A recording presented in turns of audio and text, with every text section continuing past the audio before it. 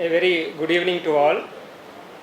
Respected Chairperson, the authorities of the Mythic Society of India, and all the assembled delegates as well as the participants. First, I would like to express my profound thanks to Professor Srinivas Padigar sir, who has invited me to present in this seminar on the topic Palaeography of early Kadamba inscriptions. Actually, initially I was hesitant to accept this topic because myself working as an epigraphist in the Archaeological Survey of India for the past 14 years, as an expert in the Sanskrit inscriptions, I was most accustomed to surveying in the northern parts of India and the scripts that prevailed in the northern parts of India. And hopefully this seminar, I think it will be a starting point of venturing into a new field, and I think I will do my best to present my paper. Frankly speaking, the presentation would be like a review or refreshing the already known subject, and many experts of the field are here, and I am very much I feel it is a blessing for me to present in front of experts in this field. So the first slide I would be skipping because since yesterday we have dealt with the historical aspects of the Kadambas. Now, coming to the subject of paleography, it is an important aspect of epigraphical studies.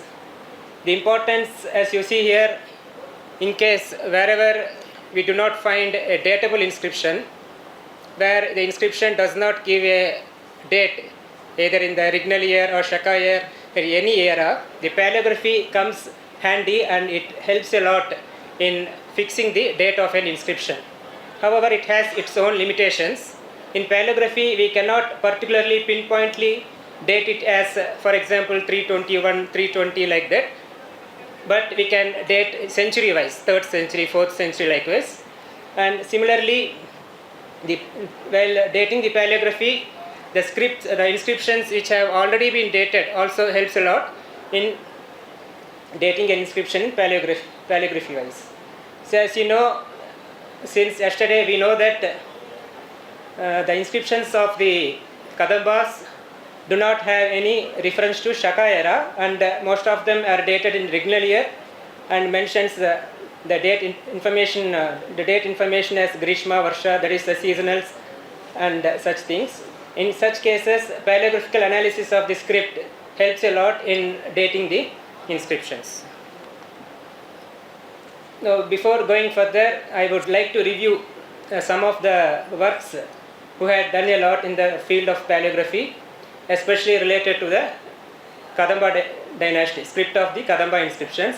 F. Keelhorn calls the script used in the inscriptions of Kadamba as a box-headed type of the southern alphabet, and Ahmed Hassan Dani, whose book Indian Paleography has been like a guidebook for all of us, he classified the script as a proto-regional script that developed out of Brahmi script used in southwestern Deccan region. And it is a common thing that as the Kadambas succeeded the Satavahanas and Chutus, it is most common that the inscriptions of the Kadambas certainly carry on some of the features we noticed in the inscriptions of the Satavahanas and their feudatories.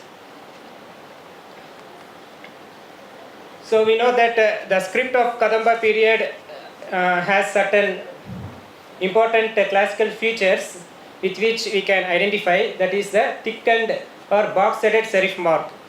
Even though while examining the inscriptions I found even some nail-headed serif marks, but that is not much prominent in all the inscriptions.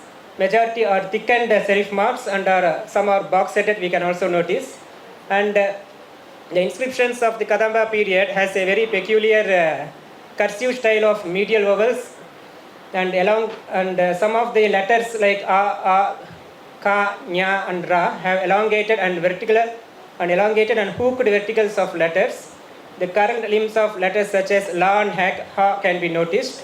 And in some of the letters like cha, cha and va, the verticals have been shortened and notched horizontals. This is one of the peculiar features of most of the South Indian Brahmi script.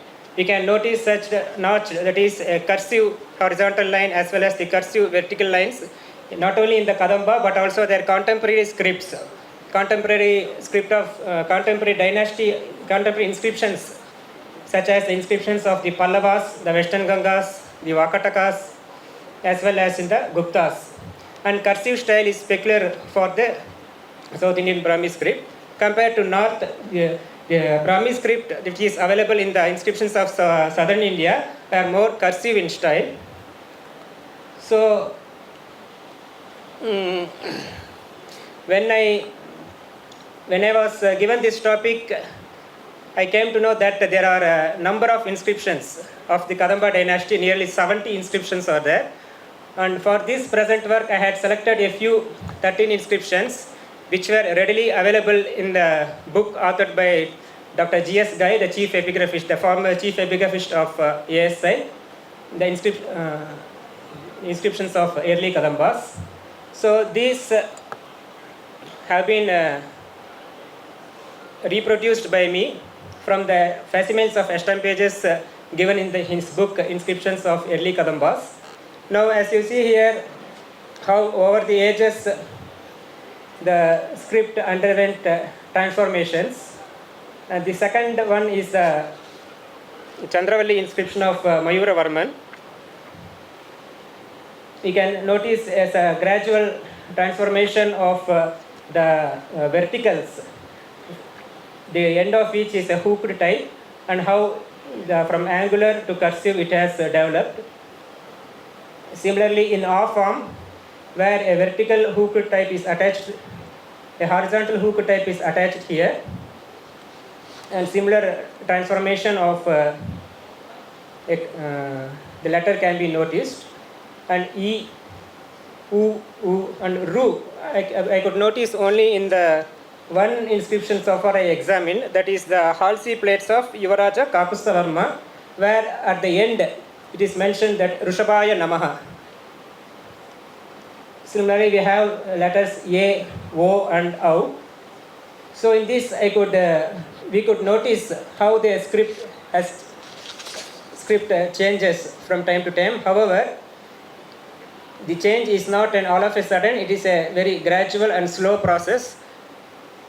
As experts of, as you are all experts of this epigraphical field, you know that deciphering an inscription is far more easier than analyzing paleographical analysis. So because each and everything minutely, I took a lot of time, almost 2-3 months I took for each and every, carefully copying the letters from the estampages and transferring it to the table. I would have worked for 2-3 copies, I have worked it. And even Friday, because that in that inscriptions of early Kadamba's book of Dr. G.S. Gai, he didn't give the important Halmidi inscription. Only last Friday I have added it. So in the table you could notice some differences. So these are the list of inscriptions which I had referred for preparing the tabular format. These are the 13 inscriptions spread from 4th to 6th century CE. And I purposefully omitted that Talagunda inscription of Kakustavarman as well as Banavasi inscription of Migreshwarman, because it is more calligraphic writing, and that particular part will be dealt later by Dr. T.S. Ravishankar. So in the consonants also we can see the same features like transformation of thickened serif marks to box-headed, and as I mentioned, some have the features of nail-headed also. Both angular and cursive styles can be noticed, and the verticals of vertical limbs of certain letters like Ka and Nya, Ra, La, Ha, we can see them as elongated with a hook attached at its end. The hook type can be either angular here like this or a cursive. what I felt is that such differences within a single century, we can see such different in the style of writing. Maybe that could be attributed to the regional variations, or the it may depend on the what I call the style of the individual scribe or even the engraver. It may vary. And we have the peculiar Dravidian, what we call, that the scholars used to call as the Dravidian letters like Ra, which had its appearance in the 5th century CE in the Halmidi inscription, as well as La, Ra, everything we can see from the 5th century in the Halmidi inscription itself. So I think it is better if all could observe rather than me myself explaining, because it would take a lot of time if I explain each and every letter, like how the verticals have become curved here and how the cursiveness has formed. So the verticals of the cha had gradually shortened. So the notched horizontals can be noticed.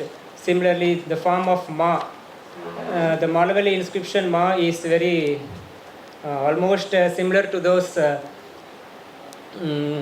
the early Brahmi, and how it has gradually transformed and developed the cursive characters. Ya, you can see how it has almost reached the modern form of Ya even by the 6th century. This one I had taken from the Bennur plates of Krishnavarman, datable to 6th century CE. Similarly, you can see such interesting things like the development of La, as well as Sha, Sa, Ha. So more these changes can be more particularly noticed in some letters like A, Ka, Ka, Cha, Cha, Ma, Ya, Ra, La, Va, Sha, Ha. In these letters you can very clearly notice the changes, and some remained almost static like the Ra. It is except some minute changes like the cursiveness of the hook, you can see almost it is similar in style. Similarly, the Ta, there is no much change except here. So these are the certain features, and I believe that if all the 70 inscriptions of the Kadamba dynasty could be studied thoroughly, more palaeographical features might come to light, and especially if the digitization technique of Mr. Uday Kumar, if you use it, even more features can be noticed which you cannot see in the physical eyes. Through the help of computers, we can get more features. So the style of medials, I could notice the 4 forms of 4 styles in the medial A. That is, in the first style, a vertical attached to the tip of the consonant here. In the second style, it may be attached to the middle, or sometimes in case of Ja, it assumes a curved form. And in Na, we can see here how in 3 forms they have written medial A. Similarly, in Ma, you can see in 4 forms they have been written. All this may be due to the regional variations, or due to the particular composer or the engraver or the scribe, or even maybe due to influence from the neighboring regions. So this is the letter A. Similarly, in the medial E and E, you can see that the differentiation between the letter E and E is only the addition of a small curl within the E medial. So overall, if you observe that the palaeographical features were very clear in the inscriptions of the Kadamba period, and even I enjoyed a lot in preparation of this chart. So the form of Li and Li, not much difference, but with the internal curve is here. Similarly here, Ki, Gi and Gi, like that.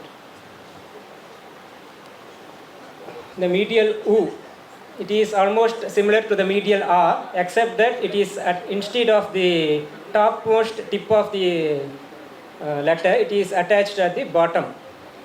And this is a different variety where a hook is attached from the lower end of the vertical of the alphabet. Similar hook shaped oof medial is seen here. And this is only peculiarly noticed in the attached to the letter bha. Here bhu we can see in the form of a curve. So these are some of the variants of the medial oo. And if we come to the medial oo, an additional curve is attached here. Similarly for bhu, an additional curve is attached within the medial oo. So these are the various forms. These are all physically, that is copied by me with hand. I have written it. So there might be some changes if you see the stem base, but I have done my best to reproduce as it is. So medial ru, how here for mru, mrgesha varma, the medial mru is here like dru, gru, thru. And for kru, we have seen 4 different forms. So out of the 13 inscriptions I have examined, 4 different forms I could notice here. Similarly, the medial a, it is again similar to the medial a, except that it is attached instead to the left side of the letter, it is attached at the right side. Medial a, you can notice how sometimes based on the letters, the medial a where it is attached, it also differs. Instead of the tip, you can see at the bottom also. So ye, she, he, se, she, you can see here very well. I, so it is 2 such verticals are attached to the right side part of the alphabet. Is the medial I. Medial O, it is like a combination of medial A and A. You have the medial O. See how beautifully, especially the medial low, it has been written in the form of a loop. Yeah, finished. Medial O. Medial O is especially peculiar. Instead of a separate stroke for the medial, the O, the left side stroke is extended in the form of a loop to form the medial O. Now these are the halanta signs, what we call virama, like a siddham, how the particular halanta sign has been shortened, siddham, srimat, apichoktam, like that. Now we have also signs for the jihvamulia and upadmaniya. The jihvamulia is in the form of ma here, and upadmaniya is in the form of this square with a cross within. You can read here brahmarya hastebhya kritva. So done by brahmarya, a person named brahmarya. Similarly, it is the jayati bhagavan jinendro gunarundra pratita parama karunikaha. These are some of the conjoints which I could notice and found interesting. Normally the conjoints would be either formed of 2 letters or more than 2 letters. Numerals. Coming to the numerals, what I could notice in the Gudnapur inscription, we have all the numerals starting from 1 to 9. And recently, during my interaction with Dr. S. Nagarajappa as well as Dr. Shejeswar, I came to know that in a recent discovered inscription of Ravi Varma from Telagunda, also we found numeral 1 to 3. Similarly, in an copper plate inscription of Priyavrata Varma, the copper plates are also numbered. So in this chart, I try to show how the early Kadamba script has evolved and how it got differentiated from the Ashokan Brahmi to Satavahana Brahmi, and how it is almost similar to the contemporary scripts like the Gupta of North India, Vakataka in the Maharashtra region, the early Pallavas of the Tamil Nadu, Andhra region, as well as the Western Gangas. This similarity of the script could be attributed to the fact that the regions ruled by these dynasties almost shared their territories were almost like boundaries, and also due to cultural and various political interactions they had. So, thank you.